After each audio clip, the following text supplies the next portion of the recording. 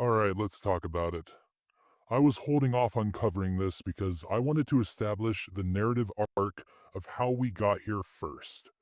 We were supposed to build up to this moment, not jump into it head first, because this is some niche, deep Silicon Valley transhumanist shit that, even just 10 years ago, was sci-fi bullshit that people laughed at. Go back in 2011. Techno monarchism was a joke, a fringe idea lurking in the deepest corners of accelerationist think tanks. By 2018, it was becoming a serious undercurrent of billionaire ideology, but people still thought it was just edgelord nonsense, something only Peter Thiel and Curtis Yarvin fanboys took seriously. There's this guy Curtis Yarvin who's written about some of these things. But yesterday, it stopped being a theory. It stopped being a long-term, inevitable drift toward digital feudalism. It became reality. Elon Musk, the richest man in the world, the de facto ruler of Twitter, the guy who owns our satellite infrastructure and controls a terrifying amount of our digital lives, was just given the power over the US Treasury.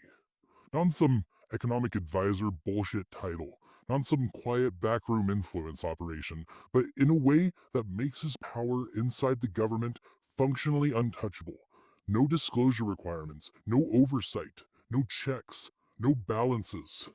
A billionaire with explicit contempt for democracy and an open love for corporate monarchy just sees direct control over the financial lifeblood of the United States. And just like when Luigi Mangione assassinated the CEO of United Healthcare, we're now skipping entire fucking chapters of the story. Because what just happened yesterday? It's not just another case of corporate overreach. It's not just another billionaire buying influence. This is the ideological and literal realization of the Dark Enlightenment's entire thesis. I'm not just MAGA, I'm dark, gothic MAGA. So we need to talk about what that actually means. To understand this, we need to lay it out straight. Because the Dark Enlightenment isn't just another far-right movement. It is explicitly a rejection of the entire Enlightenment tradition. Curtis Yarvin, better known as Mencius Moldbug, is the father of this ideology.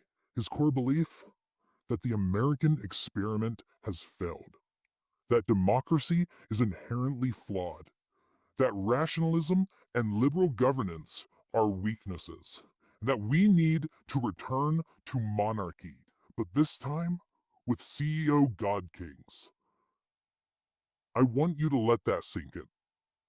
Because we aren't just dealing with corrupt oligarchs anymore. We aren't just watching capitalism eat itself in slow motion. We are witnessing the ideological death of democracy in real time. The people now running the United States don't believe in democracy. They believe in corporate feudalism. Elon Musk, Peter Thiel, J.D. Vance, they aren't nationalists in the traditional sense. They don't want a fascist dictatorship in the way most people imagine it.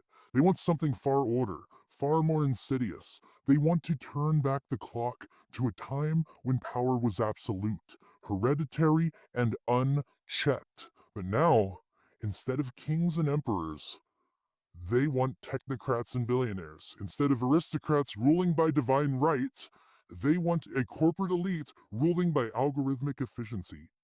And the US Treasury, the thing that funds every federal institution, every government program, every regulatory body, every possible check on their power, has just been handed over to them. The entire point of the American Revolution was to reject monarchy, to reject the idea that power should be centralized in the hands of a few. The founders didn't design democracy because they thought it was perfect. They designed it because they knew that concentrated power always leads to tyranny. The Dark Enlightenment wants to undo all of that. It is by definition the most anti-American ideology imaginable. Because Say what you want about fascism, libertarianism, neoconservatism, every one of those at least pretends to acknowledge the legitimacy of the nation state. The techno-monarchists do not. They believe the nation state itself is obsolete, that government should be privatized entirely, that we should live in corporate city-states ruled by absolute executive power. That is not hyperbole. That is not conspiracy. That is their openly stated goal. And it just took over the economic engine of the United States.